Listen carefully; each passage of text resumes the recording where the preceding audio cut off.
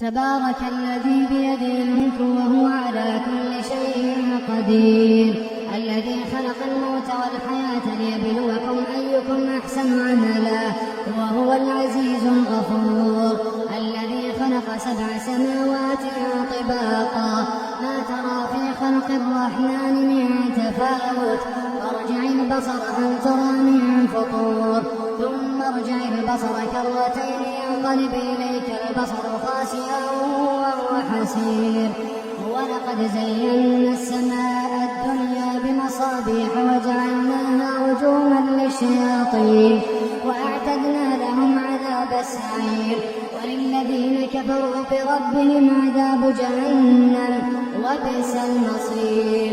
إذا ألقوا فيها سمعوا لها شهيقا وهي تفور تكاد تميز من الغيظ، كلما ألقي فيها فوج سألهم خزنتها ألم يأتكم نذير، قالوا بلى قد جاءنا نذير فكذبنا وقلنا ما نزل الله من شيء إن أنتم إلا في ضلال كبير. فقالوا لو كنا نسمع أو نعقل ما كنا في أصحاب السعير، فاعترفوا بذنبهم فسحقا لأصحاب السعير. إن الذين يخشون ربهم بالغيب لهم مغفرة وأجر كبير. وأسروا قولكم أو جهروا به إنه عليم بذات الصدور. ألا يعلم من خلق وهو اللطيف الخبير. هو الذي جعل لكم الأرض ذلولا فامشوا في مناكبها وكلوا من رزقه وإليه النشور.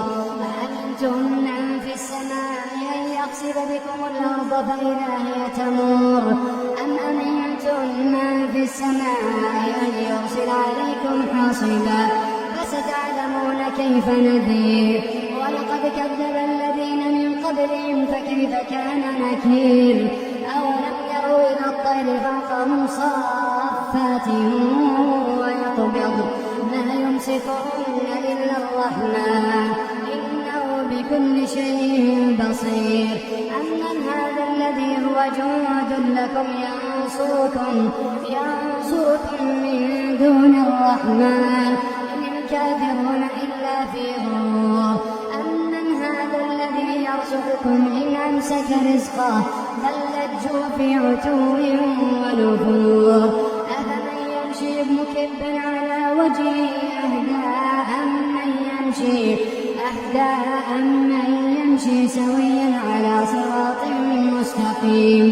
قل هو الذي أنشأكم وجعل لكم السمع والأبصار والأفئدة قليلا ما تشكرون. قل هو الذي ذرأكم في الأرض وإليه تحشرون. ويقولون متى هذا الوعد إن كنتم صادقين. قل إنما العلم عند الله وإنما أنا نذير مبين. فلما رأوه زلفة سيئت وجوه الذين كفروا وقيل هذا الذي كنتم به تدعون. قل أرأيتم إن أهلكني الله ومن معي أو رحمنا فمن يجير الكافرين من عذاب أليم. قل هو الرحمن آمنا به وعليه توكلنا فستعلمون من هو في ضلال مبين. قل أرأيتم إن أصبح ماؤكم غورا فمن يأتيكم بماء